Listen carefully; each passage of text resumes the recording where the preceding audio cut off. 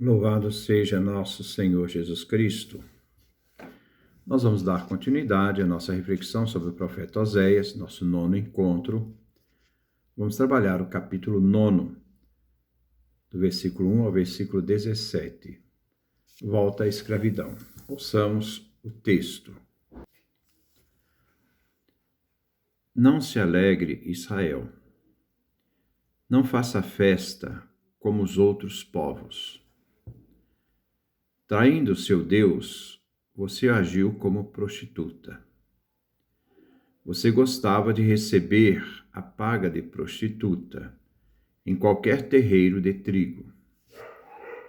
Mas o terreiro e o tanque de pisar uvas não vão mais garantir o alimento para eles, e até o próprio vinho lhes faltará. Eles não habitarão mais na terra de Javé. Ao contrário, Efraim voltará para o Egito, ou comerão coisas impuras na Assíria. Não farão libações de vinho a Javé, nem lhe oferecerão seus sacrifícios. Seu pão será igual ao que servem nos velórios. Quem dele come é considerado impuro. Seu pão só servirá para matar a fome. Não poderá ser oferecido no templo de Javé. O que farão vocês nos dias da solenidade, nos dias da festa de Javé? Pois se vocês escaparem da catástrofe, o Egito os recolherá e Mênfis o há de sepultar. O mato será dono de seus tesouros de prata. Os espinhos crescerão em suas tendas. O máximo de corrupção. Chegaram os dias do castigo. Chegou a hora do acerto de contas. Que Israel fique atento. O profeta é um louco. O homem inspirado é um maluco. Tudo por causa de grande falta que você cometeu. Então, tudo por causa da grande falta que você cometeu e pela grave ofensa que você fez. O profeta com seu Deus é a sentinela de Efraim, mas contra o profeta estendem uma armadilha em todos os caminhos, e até na casa do seu Deus ele encontra hostilidade. Eles se corrompem profundamente, como nos dias de Gabaá. Porém, lembra a culpa deles e castigará a sua falta. Infidelidade de Baal-Fegor. Versículo 10. Encontrei Israel como uva no deserto. Descobri seu país como figos temporães. Mas eles foram até Baal-Fegor, se consagraram à vergonha e se tornaram nojentos, como a coisa de que gostavam. A honra de Efraim voará como pássaro, sem nascimento, sem gravidez, sem concepção. Ainda que criem filhos, eu os deixarei sem descendência. Ai deles, quando eu os abandonar.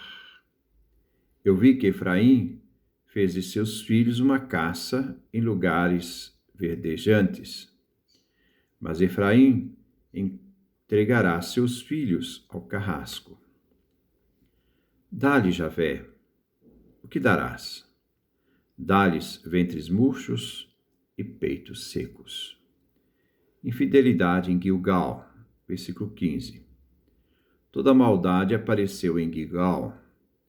Foi aí que comecei a detestá-lo. Pela maldade que eles colocaram em tudo o que fazem, eu os expulsarei de minha casa. Não vou manifestar-lhes o meu carinho, pois seus chefes são todos desobedientes. Efraim está ferido, Suas raízes já secaram, não dará mais frutos.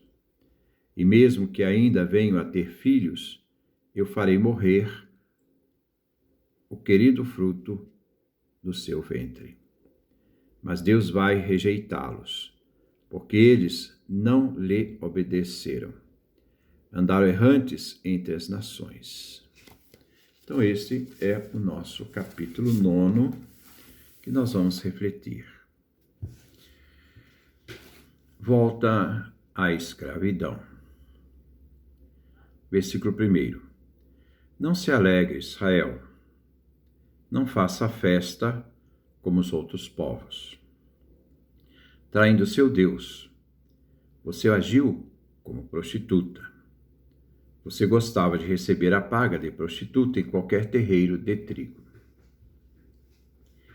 Israel atribuía os produtos do solo a deuses estrangeiros.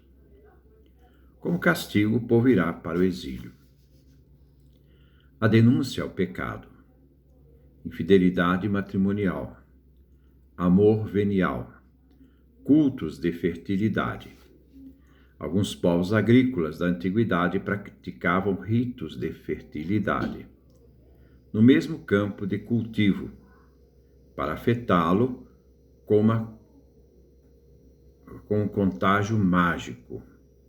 O profeta anuncia a infidelidade como prostituição, idolatria. Os povos faziam festas a seus deuses. Israel não deve se alegrar, pois unindo aos povos, eles estão traindo o Deus Javé, o Deus de Israel. Javé não aceita ser dividido com outros deuses. Só ele é Deus, ele é único com seu povo, por causa da aliança. Israel, ao agir assim com Javé, agiu como prostituta. Deixou o esposo Javé e se entregou a outros, se prostituindo com outros deuses. Paga de prostituta. Israel se tornou infiel, imitando os ritos pagãos de fertilidade na procura de ricas colheitas. Paga de prostituta. Versículo 2. Mas o terreiro e o tanque de pisar uvas não vão mais garantir o alimento para eles, e até o próprio vinho lhes faltará. Mas Israel vai ficar desapontado quanto aos benefícios esperados. A colheita vai decepcionar o povo. O profeta é um acusador, dirigindo-se ao povo culpado. A penalidade aqui não é uma má colheita, mas a perda total da terra através do exílio. Os estrangeiros vão desfrutar o que Israel produziu e também tomarão a terra. Então, com a deportação, não deve se alegrar. Versículo 3. Eles não habitarão mais na terra de Javé. Ao contrário, Efraim voltará para o Egito, ou comerão coisas impuras na Síria. A adúltera será expulsa de casa, o exílio.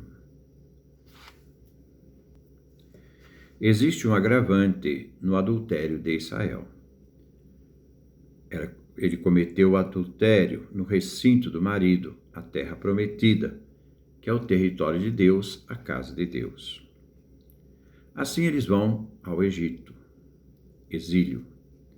O castigo é voltar à escravidão, pois pela traição não pode habitar a terra do Senhor, a casa do Senhor. Ficará uma decisão: ou eles voltam para o Egito, ou se tornam exilados na Síria, onde vão comer comidas impuras. Versículo 4. Não farão libações de vinho a Javé, nem lhes ofertarão seus sacrifícios. Seu pão será igual ao que servem nos velórios. Quem dele comer é considerado impuro. Seu pão só servirá para matar a fome. Não poderá ser oferecido no templo de Javé. Aqui se trata do rito das primícias. Este rito apresentava-se no templo. Para Javé não se pode oferecer comida impura. E no exílio não haverá culto a Deus, pois longe do templo e da terra de Javé, todos os sacrifícios são impuros, manchados de impureza, e se tornarão impuros todos aqueles que comerem dos pães. Como o pão que se encontra na casa de um morto, ou que se fosse levado a esta casa. No exílio, o alimento impuro dos assírios só irão matar a fome do povo, pois o que é impuro não se oferece a Javé. No templo só se oferece coisa pura, como as primícias, vinho e pão. Versículo 5. O que farão vocês nos dias da solenidade, nos dias da festa de Javé? Aqui vimos a ironia da profecia, pois não se fará mais reunião para as festas de Javé, pois Israel está no exílio, pois a terra de Israel foi entregue à devastação e destruição. Versículo 6. Pois se vocês escaparem da catástrofe, o Egito os recolherá e Mênfis os há de sepultar. O mato será dono de seus tesouros de prata. Os espinhos crescerão em suas tendas. A catástrofe será a invasão da Assíria. A única escapatória será o Egito, que acolherá e destruirá. No Egito, os israelitas encontrarão a morte, enquanto em Israel só haverá escombros envoltos em matos e casas de tendas envoltas em espinhos. Tudo será devastado, só ficará mato e espinhos. O que se tem de valor, prata, será coberto pelo mato. Os escombros, as ervas daninhas, herdarão a prata. O máximo da corrupção. Versículo 7. Chegaram os dias do castigo, chegou a hora do acerto de contas. Que Israel fique sabendo. O profeta é um louco, o homem inspirado é um maluco. Tudo por causa de grande falta que você cometeu. Então, tudo por causa da grande falta que você cometeu e pela grave ofensa que você fez. Aqueles que ouvem o profeta Oséias rejeitam e objetam as profecias, não acreditando nas ameaças do anúncio de Oséias. O profeta anuncia os dias de castigo, a hora do acerto de contas. Israel deve tomar consciência. Mas o povo considera o profeta um louco, maluco. Admitem que a inspiração do profeta é por causa da sua loucura, não por causa de Deus. Mas o profeta lembra que o castigo é por causa das próprias escolhas que Israel fez. Mas o profeta faz saber que Israel não rejeitou um profeta, mas a todos os profetas. Israel responde de forma violenta e hostil àquele, isto é, o profeta, que acusa o povo de Deus de má conduta. Versículo 8. O profeta com seu Deus é a sentinela de Efraim. Mas contra o profeta estendeu uma armadilha. Em todos os caminhos, e até na casa de seu Deus, ele encontra hostilidade. O profeta é provavelmente o próprio Oséias, que revela seu sofrimento devido à situação do povo,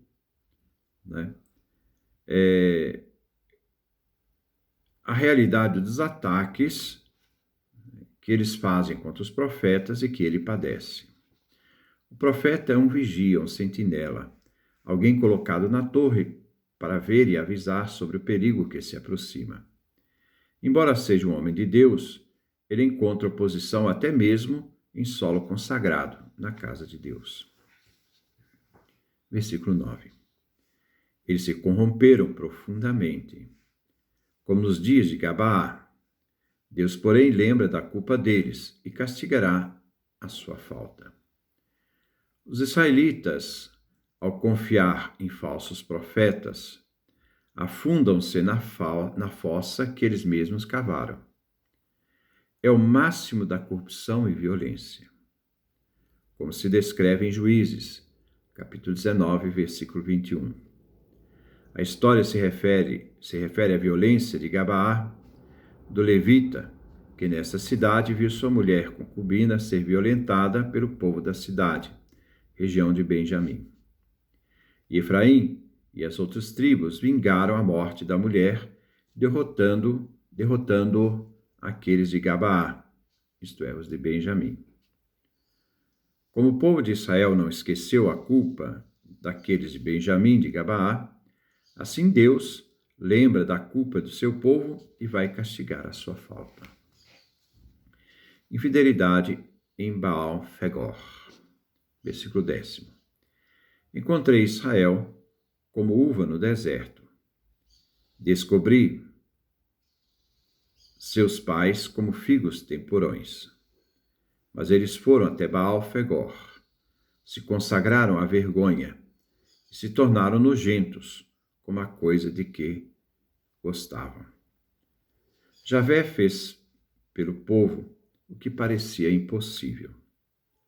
Uva no deserto, figo temporão.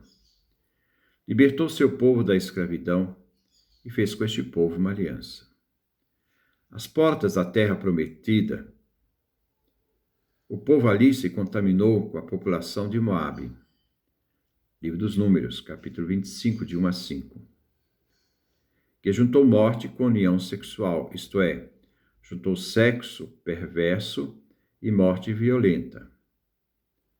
Neste lugar, em Baal-Fegor, foi que os israelitas se entregaram a ritos de fertilidade cananeus, com os abusos que isso comportava. A vergonha é o injurioso, é um vocábulo injurioso, pelo qual os israelitas substituíram o nome de Baal e os sacrifícios pelo qual os israelitas uniram o nome de Baal aos sacrifícios de vida humanas, escolhendo Baal, rejeitando Javé. Versículo 11. A honra de Efraim voará como pássaro, sem nascimento, sem gravidez, sem concepção. A glória, a honra de Efraim, a fertilidade divinamente prometida a Israel, multiplicarei tua descendência, Deus falando a Abraão, serve como ligação àquilo que é vergonhoso. Do versículo 10. O culto de Baal opera inversamente. Ele não produz fertilidade, mas esterilidade. Efraim perderá a fecundidade de novos nascimentos. O castigo será privação da honra, da grandeza política, isto é, a glória de Israel, do rei do norte, Efraim, bem como serão castigados com a esterilidade. Versículo 12.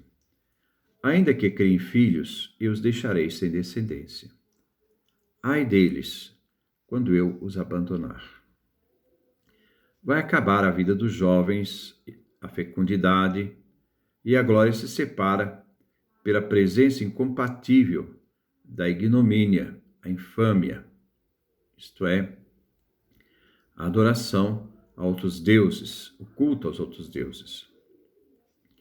A ameaça vem quando Javé abandona seu povo. Os jovens se tornarão estéreis.